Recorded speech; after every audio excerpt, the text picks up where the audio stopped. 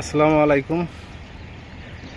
টঙ্গী পশ্চিম গাজীপুর টঙ্গী পশ্চিম মুদাফা 52 এবং 51 নম্বর ওয়ার্ডে পড়ছে।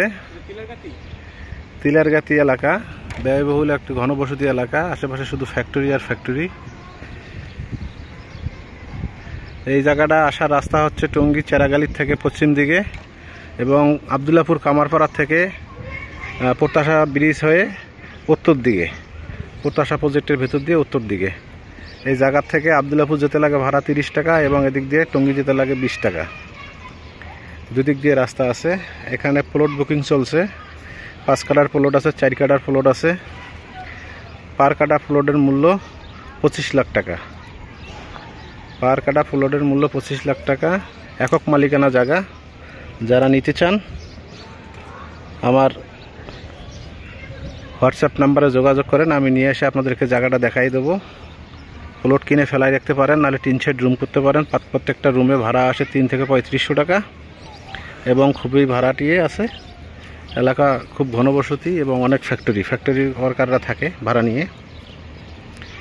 পার কাটা জায়গা হচ্ছে 25 লক্ষ টাকা।